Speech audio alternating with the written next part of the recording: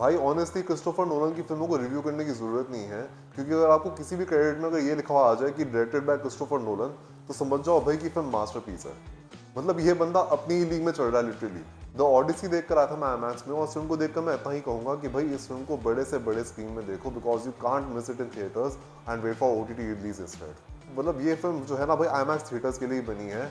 Specially अगर आप India से बाहर रहते हो तो वहाँ जरूर देखो, अदरवाइज यहाँ पे तो आईमैक्स के नाम पे आपको फर्जी थिएटर्स ही मिलेंगे सिर्फ। फिल्म की कहानी अडेप्टेड है एंशिएंट ग्रीक मैथोलॉजी पे, जो रिवॉल्व करती है किंग ओडेसिस के अराउंड, और कैसे वो ट्रोजन वॉर जीतने के बाद अपने किंगडम लौटते टाइम एक कर्स की वजह से ऐसे ऐसे चैलेंजेस फेस करते हैं, जिसकी वजह से वो अपने आदमी तो खो ही देते हैं ऑन रूट, लेकिन साथ ही साथ अपनी मेमोरी भी खो देते हैं पूरी तरह से। फिल्म में जितने भी फैंटेसी क्रिएचर्स दिखाए हैं, फॉर एग्जांपल पॉलीफेमस का जो कैरेक्टर होता है, जो एक आंख वाला राक्षस होता है, उसको जिस तरह से प्रेजेंट किया है ना क्रिस्टोफर नोलन ने, वो आपको बहुत ही ज़्यादा रॉ और रियलिस्टिक लगेगा। एक विच का कैरेक्टर आता है फिल्म में, जो अपने हाथों से इंसानों को मोल्ड करके जानवर में बदल देती है। वो सीन जब आप देखोगे ना, आप पूरी तरह से शॉक हो जाओगे और मतलब बिल्कुल स्पीचलेस हो जाओगे कि भाई कैसे क्रिस्टोफर नोलन ने शूट किया है सीन। आई मीन इतना बढ़िया तरीके से, फ्लॉलेसली तरीके से उसको दिखाया गया था फिल्म में।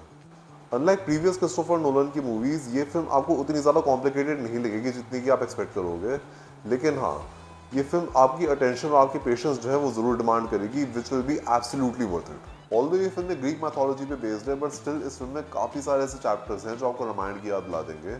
फॉर एग्जाम्पल फिल्म के एक शॉट में किंग ओडेसियस बोस्टिंग वाला चैलेंज कंप्लीट करते हैं क्वीन पेनेलोपे से शादी करने के लिए।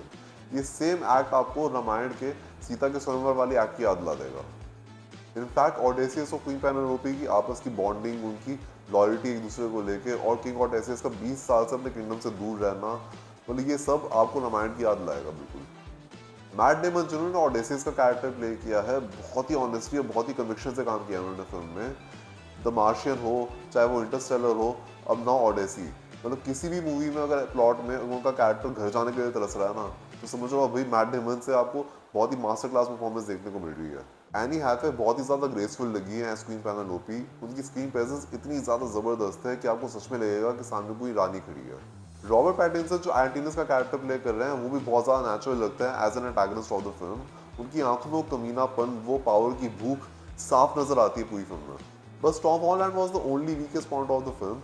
पहले ही उनको एज एन एक्टर बहुत ही ज़्यादा अंडर यूटिलाइज किया गया, ऊपर से यहाँ भी उनकी वही पीटर पार्कर वाली एक्टिंग नजर आती है। बाकी overall it's a must watch film. अगर आपने इस फिल्म को अभी तक थिएटर में नहीं देखा तो जाके ज़रूर देखो। इस फिल्म की सिनेमाटोग्राफी, इसका स्केल, साउंड डिज़ाइन, सब कुछ थिएटर में ही देखने लायक है और कहीं पे भी नहीं। और अगर आपके शहर में या फिर आपके नज़दीकी कोई आईमैक्स थिएटर है, तो प्लीज़ इस फिल्म को उसी फॉर्मेट में ही देखें और किसी भी फॉर्मेट में नहीं। बाकी अगर नहीं है तो इसको थिएटर में वैसे ही मिस बिल्कुल ही मत करें।